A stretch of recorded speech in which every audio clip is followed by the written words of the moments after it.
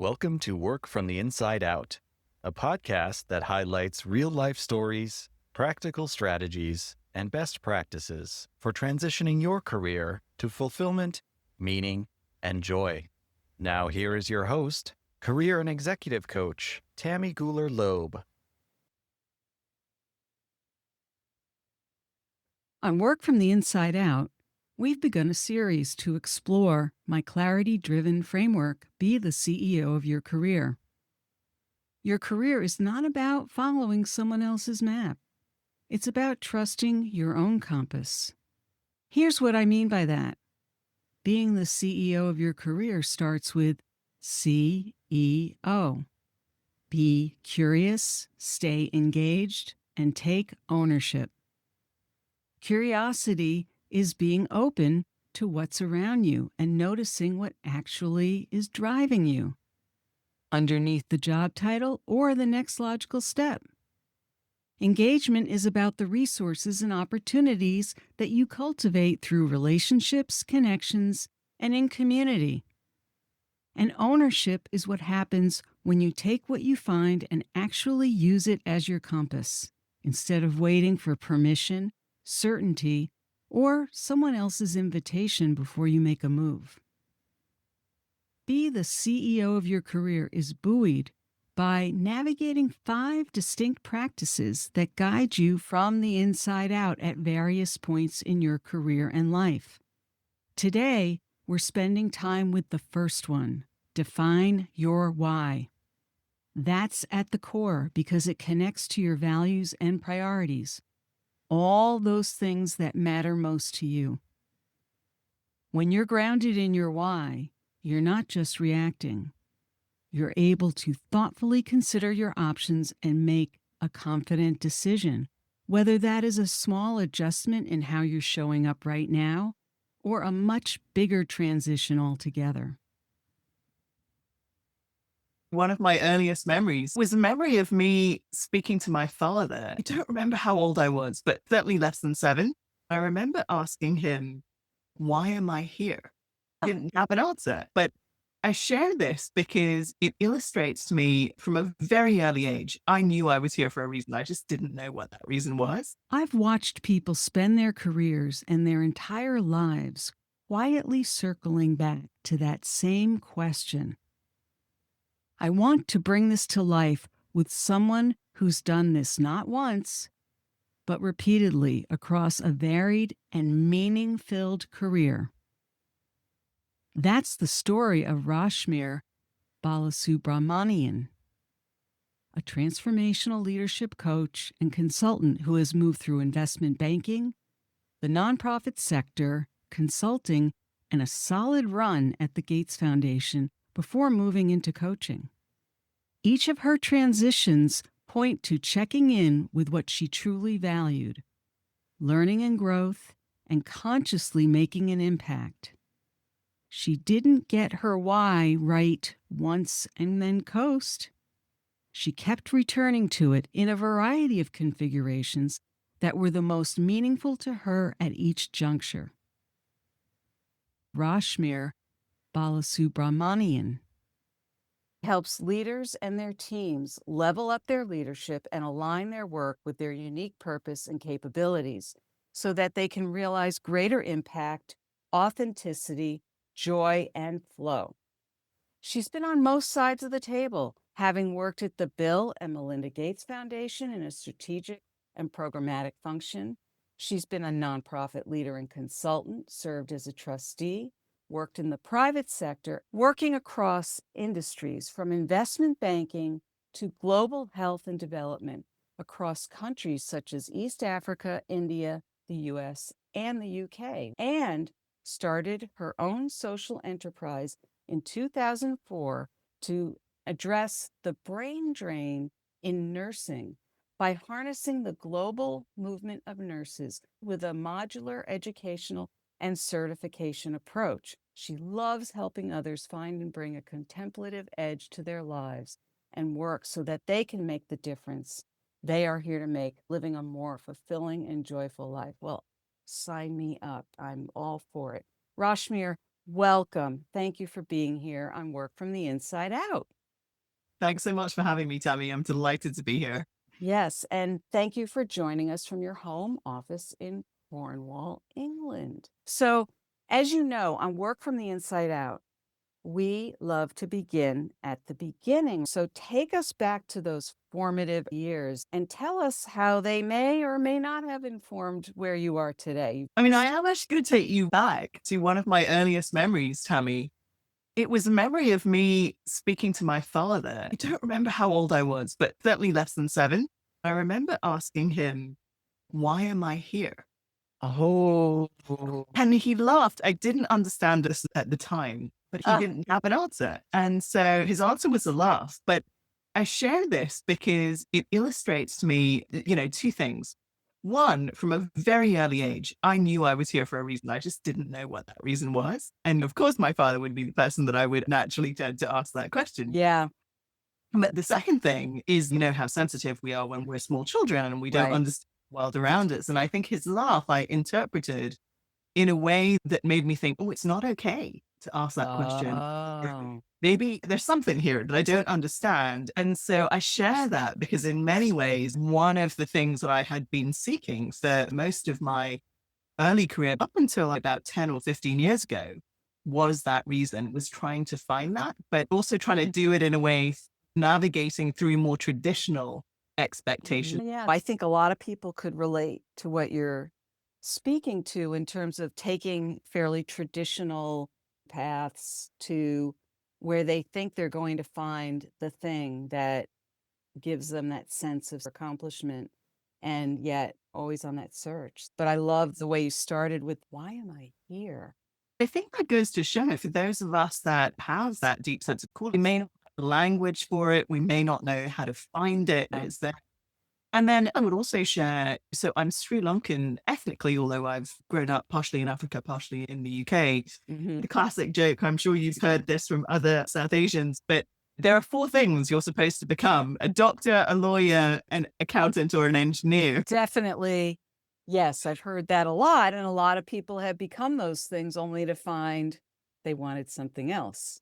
Yes. So I think it couples with this unspoken sense early in many of our lives that you should go down these paths and not explore other things. Now, that's obviously changed. The world is very different now with the internet and everyone's exposure to multiple possibilities. But back when I was growing up, yeah, those seemed like the options. And my mother was a doctor, her father was a doctor. So medicine was highly expected of my brother and I. Oh, really? Okay. Yeah, and we both rejected it. I mean, I did everything that I could to position myself to be able to do it. Oh, you did?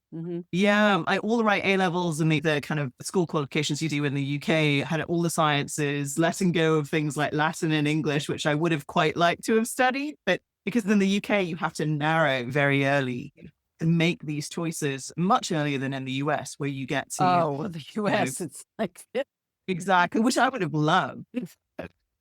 Because you get such a wide exposure to subjects. But yeah.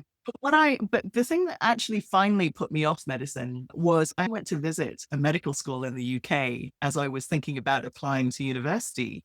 We were given a tour by current medical students at the school, and they took us down into the dissection lab. Ooh. They are not supposed to. Apparently, they were being cheeky med students. They let these students out, give them a taste of what's really to come. And here's the interesting thing about that experience for me.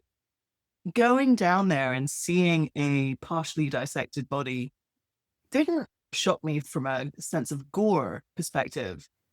But I knew in my bones, I did not have the language for this at this age because I would have been 17 or 18 at the time. But something in me said, this is not the path for you. There's a lack of respect here for the human body, for the wholeness of the being. And so, Yes. again, I did not have that language at that age, right? This is me making sense of it subsequently. But instinctively, I knew, Yes. no, not Yeah. the path right now.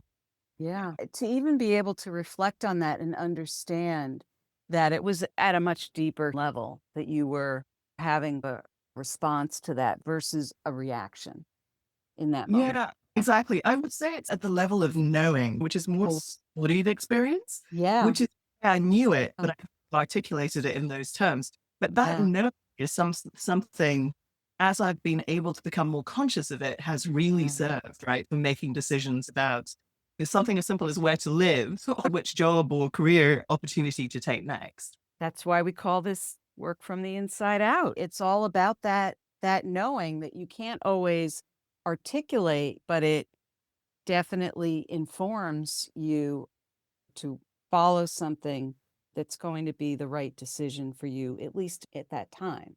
That's Exactly. what an amazing memory to have. I mean, Yeah. I don't know how you could erase that. Yeah, it's in your bones, isn't it? So you returned home from that visit to the medical school. Were you able to convey that thought or that feeling to your mother? Or? No, I don't think I even tried, Okay. in all honesty, but I was clear on the no. And so I just said, yeah, if this is not for me. And there and then begins the search of, oh my goodness, okay, what am I going to do now? I see. Oh, I'm curious though. What profession was your dad in? Well, it's funny that you ask because he was an accountant by training and he had gone into management and leadership. But in terms of how we talked about his profession at that point, this was back in the 80s and we didn't talk about leaders and managers in the way that. Oh, no. So the natural thing was to think about, I wasn't thinking about accounting actually. I was actually thinking about my dad's background. So he had done a mathematics degree he's studying, and my A levels, which were sciences, maths, physics, and chemistry. And the maths was weirdly easy for me. He did maths, talked to him about that, figured you can't really go wrong with the mathematics degree in the UK. Your undergraduate degree really almost doesn't matter what it is. It opens a lot of doors. Yeah. Just a degree from a good university. And so chose maths thinking it would make a lot of sense. Logically, you still get a lot of really great training. And then I thought, don't want to be a Luddite because tech was back in the 80s. You could see it was beginning to be something you needed to pay attention to. And I thought, I need to understand what this is about. And so I decided to actually do a joint degree, mathematics and computer science. I applied to a few different places to do that. And in part because the maths was easy, in part because I thought this computer science thing was something I really ought to know about. You can see from what I'm sharing, like a lot of my choices at this point, and for probably another couple of decades, were very logical. Yeah. Right. Two things were going on. It's let me think through how do I do two things? How do I keep growing my skill set on the one hand and understanding and knowledge, etc. On the other hand, how do I keep my options open so that I can stay open to what those other possibilities might be in time, and I don't have to make that decision right this second. So the two factors that inform that choice and actually continued to for some time after that as well. I wonder also your version of logic at that time. If you were articulating in your mind, I know this is not what I meant to do down the road, so I need to keep my options open, but this is what's going to meet my needs for now, kind of thing. I'm guessing somewhere deep inside you knew that, but at the moment you were, well, I'm supposed to go to school and I'm supposed to expand my skill set and get steady employment. Then while this isn't medicine, it still checks off enough of the boxes. Curious, clearly you had this inner knowing, but the inner knowing doesn't always meet the external actions. And yet you were preparing yourself for that in some ways, right? Yeah, I was always a very reflective and thoughtful person, even as quite a young child. For a variety of reasons, background, experiences, boarding school experiences, a whole bunch of things. So huge reflector and thinker. And so I think the university choice, there was also one other component that I should probably share.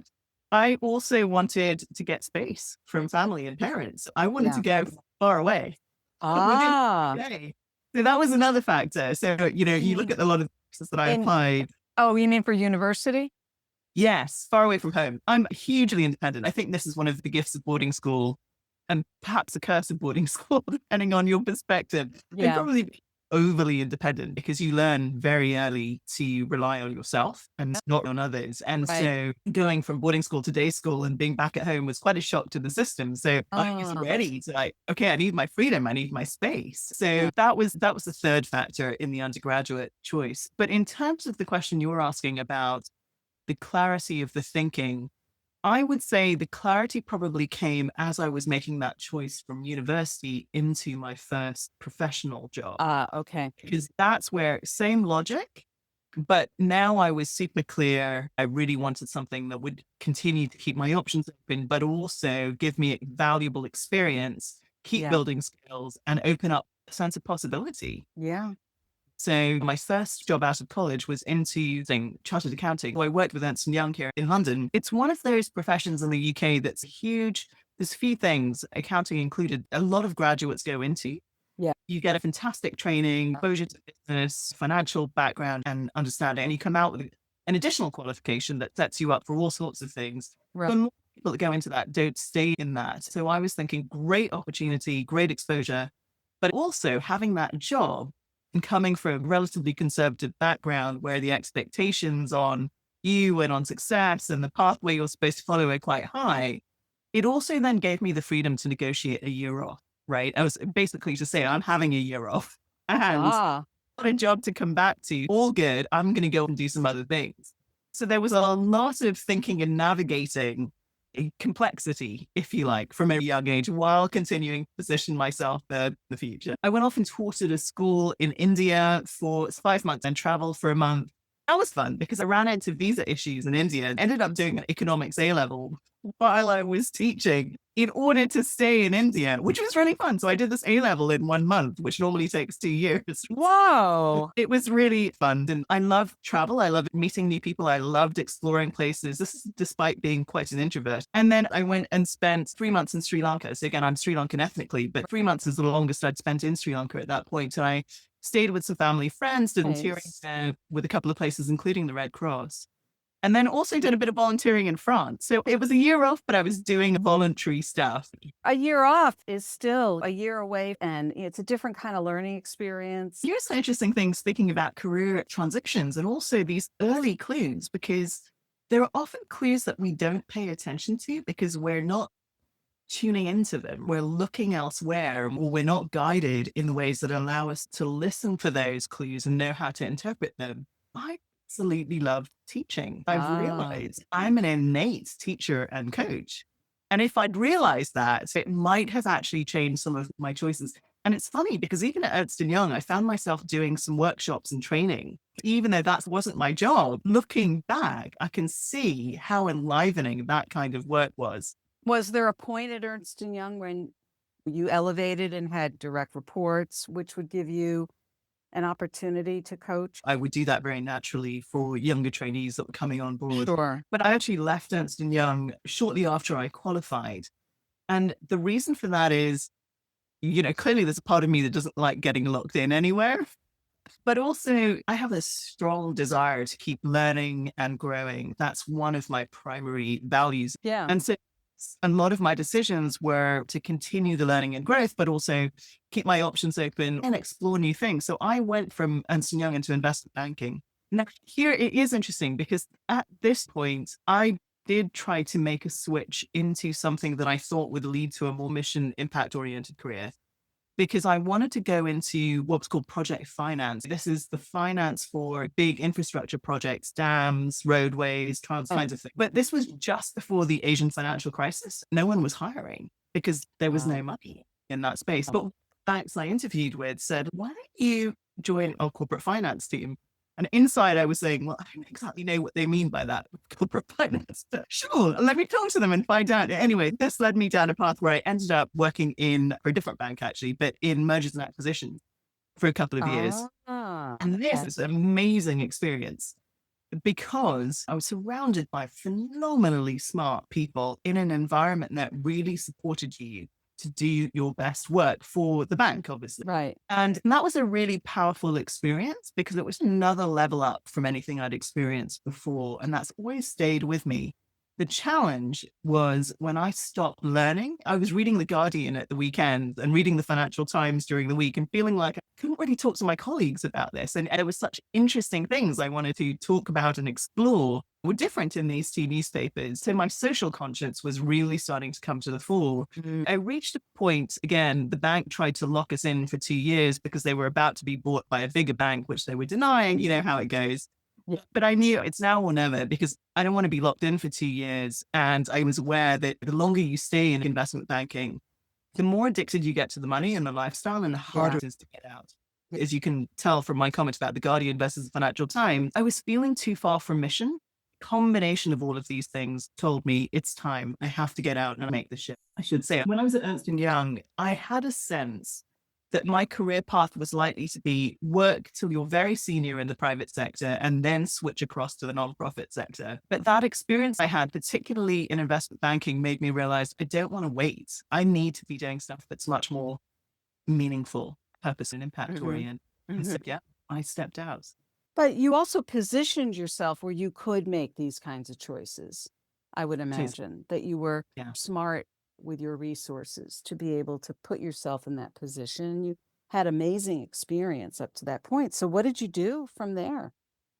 So I took what's called gardening leave, where you essentially have 3 months paid, right? But you're not working because they don't want you to be exposed to confidential information, especially if they think you're going to go join another bank. So it was fantastic. I had 3 months to reflect, to recuperate. And that's something, by the way, I highly recommend people do is take proper time off between jobs if you can afford to do so. I used that time once I'd taken a bit of a break, try to figure out what is the nonprofit sector? What's going on in it? Where do I want to be? How do I get a job in it? And, Tammy, it was a very interesting time because what I quickly realized is how not just the sectors are different, but the different assumptions they make about each other. Oh, yeah.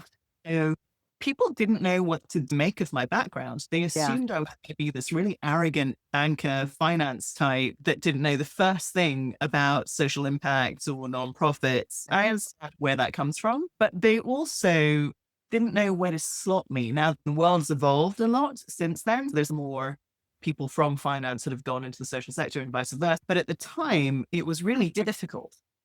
Eventually, I thought, this is kind of ridiculous. I know I can make a difference. And of course, I've got a ton to learn.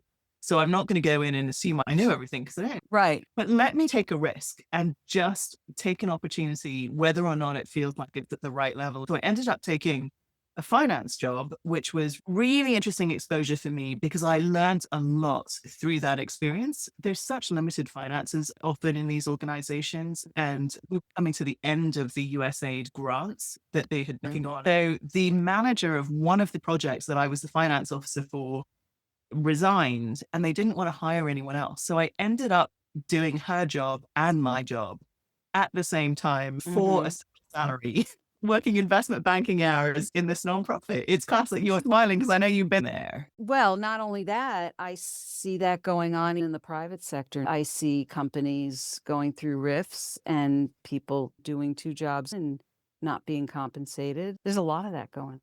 There is a lot of that, and it leads to burnout. Terrible, but it's happening. So for me, I was still in my 20s. It was a wonderful opportunity, but it's not sustainable for people at this time. Through that experience, I was witnessing what was important to see, which was a dearth of leadership and management capacity within the nonprofit sector. Yes. And you and I have talked about this before. It's not that there's a lack of potential. There is, but there's a lack of investment. And seeing very talented young people coming into the organization, being disaffected, turned away and turned off, really had a big impact on me. That and the poor management across regions and country. And those kinds of things really struck me. And I thought, I don't want to be part of this problem. Right. And so, again, made a very intentional choice and said, I'm going to do an MBA, and hopefully that MBA will set me up to be a better leader and manager. So I went to the States to do an MBA and thought, again, great exposure to a different country, different place. Who knows what possibilities will happen? But at that point, my thinking was, I'll do this and then get out of America. I was a little bit of an arrogant Brit. I had a very one-dimensional view of America and American. I realized very quickly being there is that America was actually really complicated. There are a couple of things that changed me. One is being a South Asian woman living in the UK, I'd experienced a certain degree of prejudice and racism, and you grow up with that. One of the messages I think I got very early in life was you're never fully going to be able to succeed as a brown woman in one country. And so that has definitely colored some of my ways of showing up, perhaps, and the inner work that I've had to do over the years. Yeah. But going to America was interesting because I was confronted with the reality of America. I was in a place where you've got a very stark divide between town and gown. So the university was very white, upper middle class, privileged, wealthy, etc. Mhm. The town, more complicated. Oh, yeah. So it hit Yeah. me in the face, and nobody was talking about race. Interestingly, my summer of my MBA, I actually spent in South Africa, where everybody was talking about race. No.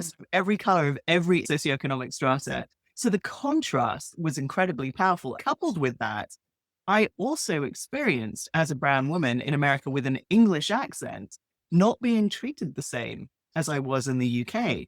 So suddenly I felt a degree of freedom to just be myself without the restrictions of racism as a brown Asian woman. Now, I know the Black experience is completely different, but for me, it was quite liberating to be in America compared to my experience in the UK. There's so much that's possible, and there are stark inequities and dichotomies everywhere in the world that if I can figure out how, I could potentially apply myself to and make a difference in. So I think what America did is it opened me up and freed me in certain ways, but it also softened me because at business school, I had a relationship with someone who I think really helped me see the world a little differently. And that was quite powerful. And the contrast with going to South Africa, what an amazing experience to have that layered over your sense of self and what was possible for you. And to then be able to take that back eventually to the UK and how that impacted what was possible for you versus what you thought earlier. So anyway, take us forward because I know you did a lot of really other very interesting things along the way. I did. And I was thinking, I had forgotten to say, one of the reasons I chose Yale for the MBA is because I didn't intend to stay in the States. I actually wanted to do an MBA somewhere with a global brand. So this might be interesting for the folks that are listening, thinking about grad school and that kind of thing. The global and that was globally recognized was important to me because I knew I wanted to do something making a difference somewhere in the world. The Yale brand, likewise, a number of the other big brands around the world carry weight.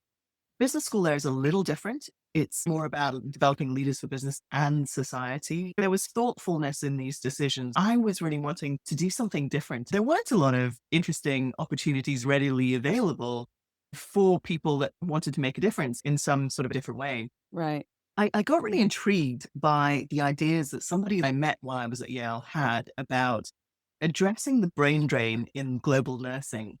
So potential for huge social impact if you can figure out how. So there was an educational piece, a trade piece, and how do we do the investment in nursing schools around the world? So we're increasing the capacity, the supply of nurses, but also then managing the trade in a way that brings skills and money, etc., back into the countries. Really exciting stuff, as you can tell. I thought, well, this is the most exciting thing I've stumbled across and definitely want to give it a go. So I joined him. And we set up a nonprofit, but really it was kind of the first social enterprise. But that's what we were trying to do, was create a social enterprise that would fund itself through the work that we did, but advance thinking and solutions on this particular topic. And it was the first time I'd ever done anything entrepreneurial. And what I learned through that experience is there's an entrepreneur in me. Like I get really excited about those kinds of projects because they're bold, they're creative, they're entrepreneurial. You got to figure out how to solve these tricky solutions. Right. So much fun. I went in, thankfully, with my eyes open. I went in knowing it was a huge risk, that I had some significant concerns about the person I was joining. Because I did that, it was easier to walk away. Things, for various reasons, fell apart. We had some very early successes, and it's very interesting when you have early successes, particularly as money starts to come in the door. It's very interesting to see how people shift and change. I realized I had to walk away because I couldn't leverage my relationships. It didn't feel like the integrity was there for creating change in the world. But I learned so much, and that experience really opened my eyes to this whole world of entrepreneurship and innovation. And again, just to be able to see concrete successes within a few months of getting up and running was amazing. I mean, it broke my heart to walk away. I learned so much about business relationships as well through the process and how to protect yourself when you are entering into these uncertain environments with people you don't necessarily know very Right. well. There's something else there too, because it was clear that something wasn't aligning with your core values. We're very grounded in the decision you had to make, as difficult as it was, right? Yeah. And we really have to trust our instincts that we're making the right decision. to look in another direction or step away from something to open up the door for the next thing. Sometimes we have to let go before we can even figure out what's next. That's so well said, Tammy. Yeah, sometimes we do have to let go to figure out. And certainly in that instance, I needed to do that. And it's interesting you mentioned that because it is a lesson I've come back to a few times. I've had to learn there comes a point where I need to let go and somebody else needs to take over to take it to the next level. Uh-huh. And that's been a hard lesson because it's very hard to let go of something that you've created. It's powerful that you articulate it that way. That's interesting. So you wrapped that up. And where did you go from there?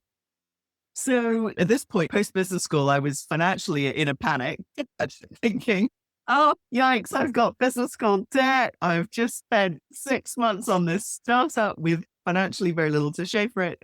I've got to get a job fast. So my plan was to revert to my original pre-business school plan, which get out of America and go work in Africa. And so I started looking for jobs in the nonprofit NGO sector in Africa. But a cousin of mine based in DC introduced me to a woman working at a think tank in DC. I remember this because I went into this conversation knowing that she was in a think tank, and I was very clear that I didn't want to do research. And I was very upfront with her. And Yeah. said, I'm really excited to talk to you about your work and your experience in the world, but I don't want to do research. And I could see her face kind of gave away that, oh, that was disappointing. She wanted to talk to me about research. What it did was it opened the door to a very candid conversation about what did excite me and what kinds of things would be interesting. And that was so powerful because she said, I think I know the perfect place. And she put me in touch with somebody at the Gates Foundation, basically hiring a small team to look at new areas of giving to the foundation. And so my candor, I think, was a part of her making that connection along with the things that I had done, including that entrepreneurial experience that I just had, because Gates is a place where they like people that think differently, innovatively, and think big. So there was flow there, even though I couldn't necessarily see it at the time. So what exactly was the team doing? And they were looking at new areas of giving to the Gates Foundation. So at this point, when I joined, the foundation was primarily in US programs, predominantly libraries, but a few other things. And also they had global health work. Right. And essentially, Bill and Melinda at that time were thinking about where else can we make a difference? What else should we think about giving in? And so that team, and there were about 5 or 6 of us that were looking at a few different areas of giving, from financial services to the poor, agriculture, and a few other areas as well. Some we dismissed quite quickly, but others actually grew into what is now the Global Development Program, a huge area of giving for the Gates Foundation. So you can imagine for someone like me, it was so much fun to be part of this team where you're thinking about strategy, philanthropy, how do you make the biggest difference in the world given the resources? How do you also do that in a way that are aligned with the philanthropist's vision and strengths and interests? And I was very interested in bringing in more systemic thinking and perspectives that at that time weren't usually getting heard in technology-oriented philanthropy or philanthropy driven by the Western world. So, because I brought in this other perspective of having lived and worked in many different countries, being Sri Lankan, having seen inequity from day one in my childhood, So it's again, a bit like my investment banking work, Tammy. I was in this place where you are surrounded by incredibly smart, thoughtful, compassionate people that just want to make a difference. And you have a whole organization that's designed to support you in making that difference. Yeah. And it was phenomenal. I often compare my early years at the Gates Foundation with my investment banking experience. I love the fact that you could see the unique perspective you could bring to this team. So how long were you with Gates? So I was there for 5 years. It was an incredible experience. I loved living in Seattle as well. Really a wonderful place.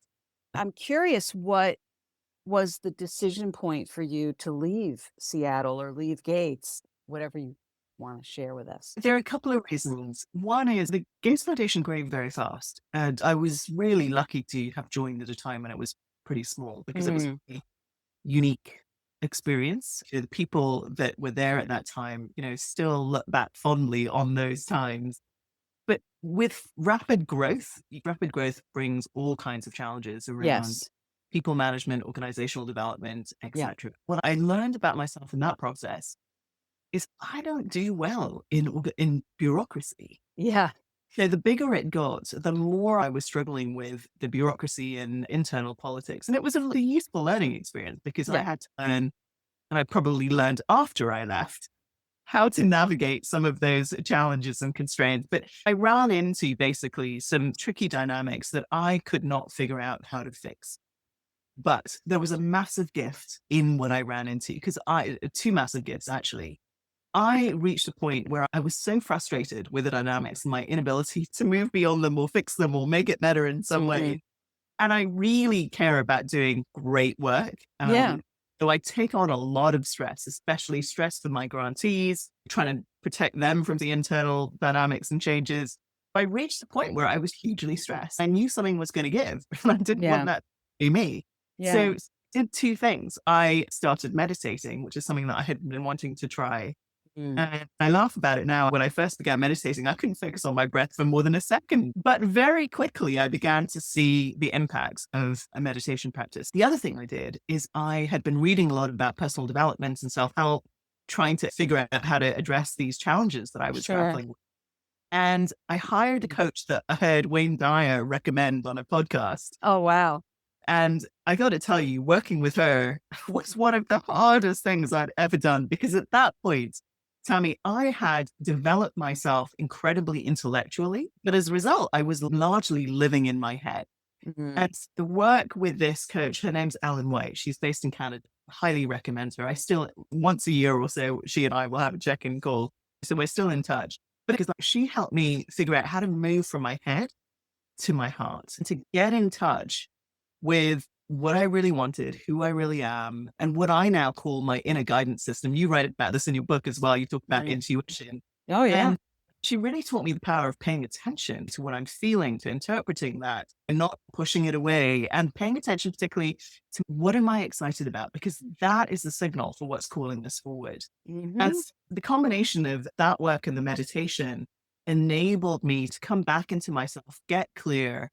And I actually made an internal move at the foundation before I made an external move. Oh, okay. Final external move was a function of realizing I was going to be happier, more creative, and more impactful outside of the foundation.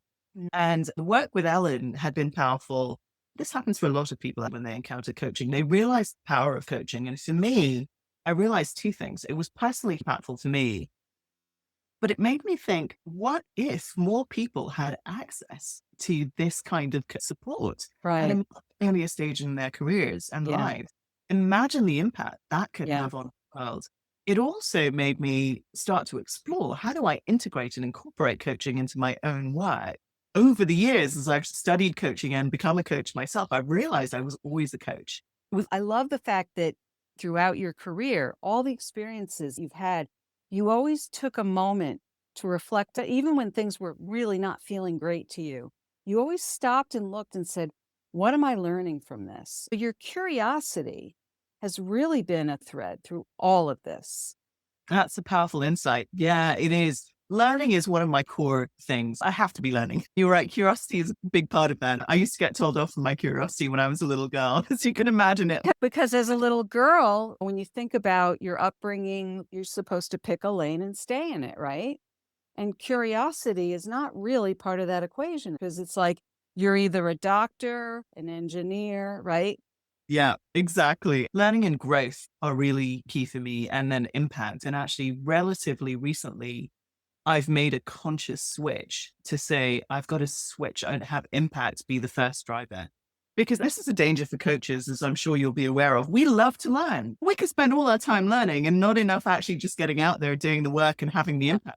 Yeah. So I'm making a conscious shift to rebalance that and have impact drive now. Oh, yes. This is very relatable, what you're talking about. Take us forward. So you made the decision. Oh, I want to point out also to the audience that you made an internal move at Gates first. So you knew something wasn't feeling right. And rather than just saying, I'm out of here, you made an internal move, which I think people don't always look towards that. Sometimes they do, but they don't always see what's possible. And it's a good step to take, if you can, to make some kind of internal move first to see if that brings about some satisfaction. or meaning for you, and then to see what's next. But obviously, that internal move was just that. And then you went external. So where did you go from Seattle? Yeah. So actually, I stayed in Seattle initially because I loved it. It's funny, leaving the Gates Foundation, I began to love Seattle even more because suddenly I had more time to root in the community and get to know people outside of my work. Everything multiplied massively. So I loved it. I started teaching at a couple of business schools in Seattle. One was the University of Washington's Business School, but the one that I most loved was Bainbridge Graduate Institute, which was the first business school dedicated to sustainability. They were trying to do something different, and there was a community ethos baked into the school to be surrounded by these entrepreneurial, innovative types that wanted to make a difference in the world, but were at that earlier stage in their career. It was a joy to teach there. I'm still in touch with many of the students that I taught. How nice. Yeah. And they've gone on to do some incredible things. Talk about impact, right? Yeah. Oh, teaching is a huge way to have an impact. Yeah. So you stuck around in Seattle and you were teaching. How long did you do that for? So the teaching I did pretty much for the rest of the time that I was in Seattle. I do 1 or 2 courses each year. Outside of the teaching, I set up a small consulting practice. I wanted to do consulting differently because I was so frustrated with the amounts of money that gets spent on consultants, especially in the social impact development space, as you know. And it's the consultants that learn, right? It's the consultants that grow and develop, not the people we're trying to help. And so I had this idea of what I called a consulting plus model. So consulting plus capacity building, plus coaching, all baked in. As and I touched, or directly, or possibly even indirectly, there would be some lasting impact. I didn't know how to sell it. So that was tricky. And at that time, people weren't willing to invest in the capacity building and the coaching side in the way they are now. It's a little ahead of my time in some regards, but it set the stage for what I wanted to do and gave me lots of opportunities to start exploring, learning, playing with it. And that's also how I ended up doing some work with a lot of social entrepreneurs in Seattle. I collaborated with Brian Howe, who started Hub Impact in Seattle, a large co-working space dedicated to social entrepreneurs. And he, myself, and the founder of Fledge, a guy called Tammy Gooler, we ran the first startup weekend for social entrepreneurs ever, the 3 of us, out of this Hub Seattle that Brian was founding. And it was a phenomenal experience because it was a chance to bring so much of what I love to do, consulting, facilitating, supporting entrepreneurs, innovation, creativity, entrepreneurship together in this really fun but collaborative way. And what I realized, though, through those kinds of experiences is that the things that I really wanted to be doing that excited me, I was sort of doing paid consulting work to subsidize that. Sure. And kind of have my fledgling team grow. And I very quickly realized, okay, something's awry here. I don't want to be building a consulting firm, and I don't want to get into this cycle of having to find work to support a team. Right. And so in some ways, I think life was ahead of me at this point. I didn't have a green card, so I couldn't stay in the US without a visa. I couldn't convince the US government to give me an entrepreneurial visa. I was too impact oriented and not jobs creation enough for it.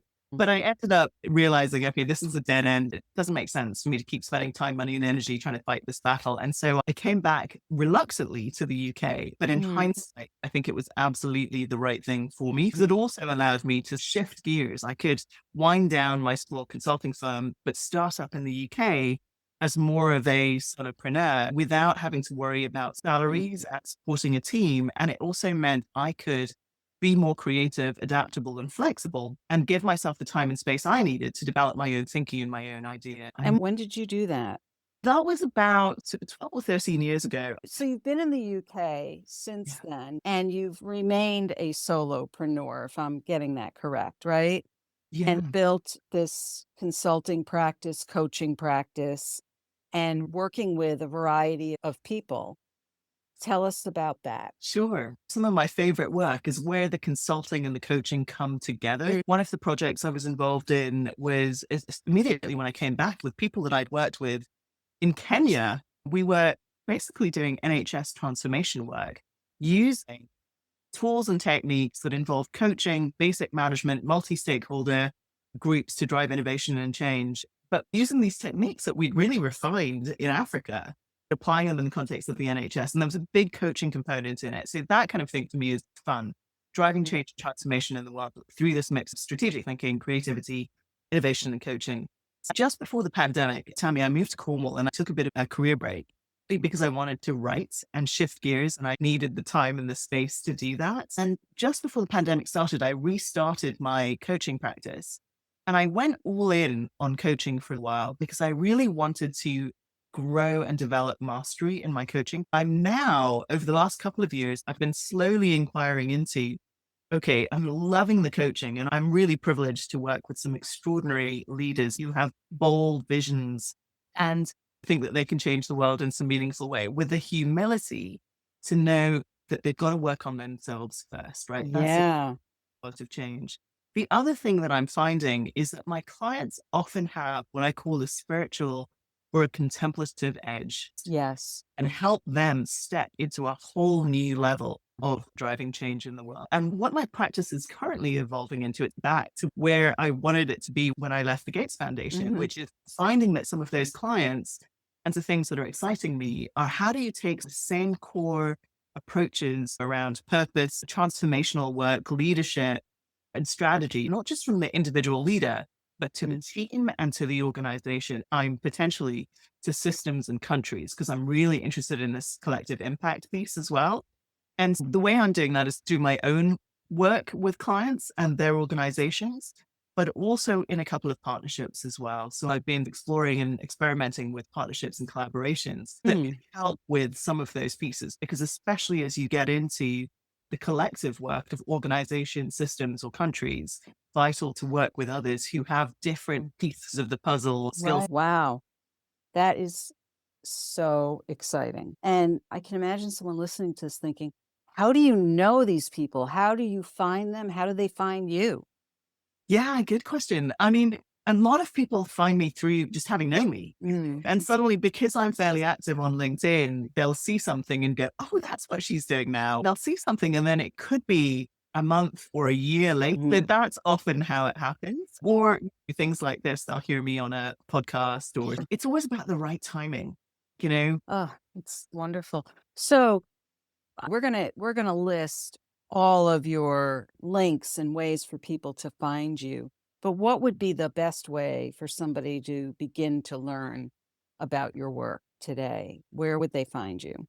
I would say there's one of two places. Either find me on LinkedIn, because that's currently where I'm most active social media wise. Okay. And then my website, www.rashmir.net.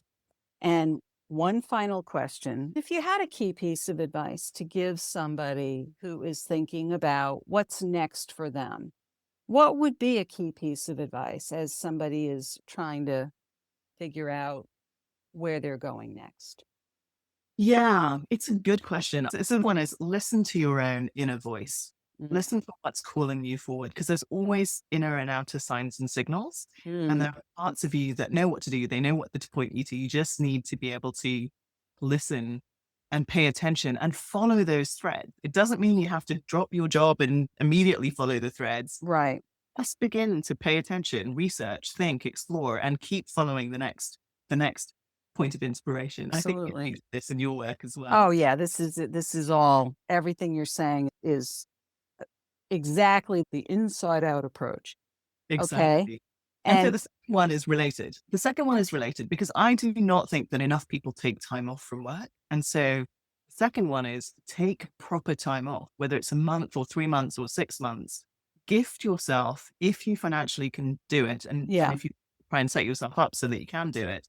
Because what that does is enables you to ground, center, and reflect. It's the letting go that you talked about, Tammy, earlier. Sometimes you need to let go and heal yourself so that you can actually listen to the inner voice and have the courage and the energy and the wherewithal to follow step for you. I love it. I'm going to leave it on that note. Rashmir, thank you so much for this. Thank you for generously sharing your journey, your story, and all the fascinating things that you've done. I'm excited to see all the things that you're doing going forward. And talk about impact, that you've already made tremendous impact. I can't imagine what you're going to do next, but thank you for being here today. Oh, it's been an absolute pleasure, Tammy. Thank you so much for having me on the show and asking such wonderful questions, drawing out the story. I appreciate that. So, as you've listened to Rashmir's story, I'd love for you to sit with your own version of that childhood question. Why am I here? At this stage right now? Where or when have you gone back and answered it again? Your career CEO move for this week? Look back at every job or decision that's ever felt genuinely right and write down the one thread, or maybe there's more than one, that has shown up in all or most of them. That's a piece of your why. Pull on that thread, and I would love to hear about it. You can reach out to me at tammygoolerloeb.com. I'll be looking for your threads. But before we're done here, I want to name something. This practice, Define Your Why, isn't only for career pivots. It applies at any real crossroads in your life, including one a lot of us don't examine closely enough. Retirement. Deciding what that chapter looks like. Stepping fully back. Consulting, mentoring, building something new. Deserves the same grounding in your why. So it's a choice you're making on purpose, not a default you're falling into. Thanks again for listening, and I'll see you next time on Work from the Inside Out.